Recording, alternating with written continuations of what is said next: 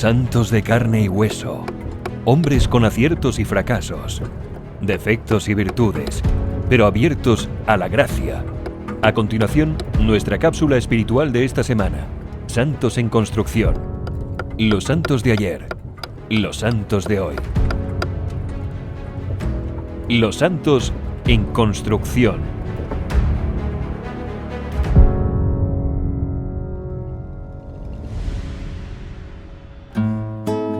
Destrúyeme, Señor, y sobre mis ruinas levanta un monumento para tu gloria. Solía decir Santa Laura Montoya Upegui, más conocida como la Madre Laura, quien es la primera santa de Colombia. Ella fue una monja que sirvió a Dios en medio de los indígenas. Además de maestra, fue la fundadora de la Congregación de las Hermanas Misioneras de María Inmaculada y Santa Catalina de Siena. Laura nació en Jericó, Antioquia, el 26 de mayo de 1874, en una familia muy cristiana. Cuando tenía 2 años, su padre fue asesinado en medio de la guerra civil. Su familia, conformada por su madre y sus 2 hermanos, quedó sumida en la pobreza, ya que todos sus bienes les fueron confiscados. Laura fue enviada a vivir con su abuela, donde se sentía muy sola, por ello dedicaba mucho tiempo a la oración y más adelante a la lectura de las Escrituras. En medio del dolor, desde pequeña aprendió de su madre la importancia del perdón. Un día Laurita le pregunta a su madre quién es esa persona por quien rezaban siempre, y ella le respondió que era por el asesino de su padre. Desde pequeña tenía una fuerte vocación de servicio y el deseo de ayudar a los demás, lo que la llevó a estudiar para ser maestra, también porque así podía ayudar económicamente a su madre.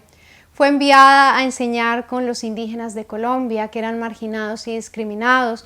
Muchos morían sin reconocer su propia dignidad de hijos de Dios, sin conocer al Señor. Por ello, además de maestra, se esmeró por enseñarles sobre la fe católica. A sus 20 años, Laura tenía muchas ganas de convertirse en monja carmelita de clausura, pero su experiencia cercana con los indígenas le dejó la inquietud de seguir evangelizando junto a ellos. Decidió viajar a Roma para hablar con el Papa sobre esta inquietud.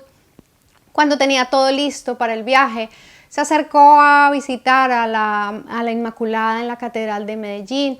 Allí, frente a la imagen de la Santísima Virgen, oró así: «Mira, Señora, este dinero es el fruto de economías de muchos años y va ahora a gastarse en hoteles y barcos.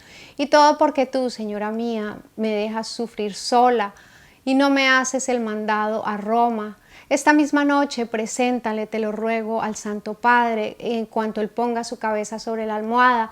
Hazle sentir los gemidos de los pobres salvajes del mundo y compromételo a hacer algo por ellos».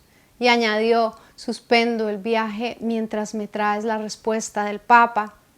Las oraciones de Laura fueron escuchadas, pues al poco tiempo el Papa publicó una encíclica sobre el lastimoso estado de los indígenas y pidió a los obispos ayudar a los grupos humanos marginados de la civilización y de la Iglesia. En 1907, Madre Laura escribe: «Me vi en Dios y como que me arropaba con su paternidad, haciéndome madre del modo más intenso de los infieles. Me dolían como verdaderos hijos». En 1914, junto a sus seguidores, la Madre Laura funda la Congregación de las Hermanas Misioneras de María Inmaculada y Santa Catalina de Siena.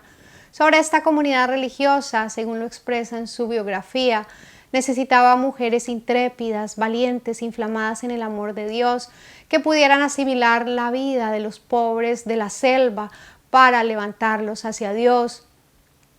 Madre Laura dejó la ciudad de Medellín, donde había vivido, viajó a la selva a lomo de mula para vivir entre los indígenas. La mayoría de ellos se consideraban a sí mismos como animales, por lo que la Madre Laura los ayudó a reconocer sus derechos como ciudadanos y valorarse como hijos de Dios.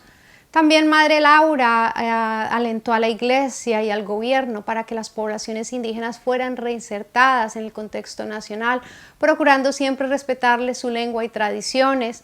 Madre Laura tenía una sed por las cosas de Dios, como ella misma lo manifestó en sus escritos: «Quisiera ir a Él como bala de cañón». Deseo que también fue manifestado en su famosa frase: «Dos sedientos, Jesús mío, tú de almas y yo de saciar tu sed». Una de las primeras oraciones que Santa Laura enseñaba a los indígenas fue la jaculatoria: María, Madre mía, sálvame. La misión de la Madre Laura, a pesar que fue apoyada por unos, también sufrió persecuciones y hasta calumnias, pero pues estas no la desanimaron. Confiada en el Señor, de quien venía su fortaleza, logró tener una gran influencia en la visión pastoral de Latinoamérica. Como escritora dejó un legado intelectual de más de 21 libros dirigidos a sus monjas, ayudándolas a comprender la importancia de este llamado de servir a los nativos de América del Sur. La Madre Laura pasó los últimos 9 años de su vida en una silla de rueda con muchos dolores, en una larga y penosa agonía. Partió a la casa del Padre el 21 de octubre de 1949 en la ciudad de Medellín. Hoy las hermanas de su comunidad trabajan en diferentes países de América, África y Europa. En 1973 fue proclamada como sierva de Dios. Uno de los milagros reconocidos por la Iglesia por intercesión de Santa Laura es la curación de un cáncer de cuello uterino en estado terminal de la señora Herminia González de Álvarez, que vivía en la ciudad de Medellín en 1993.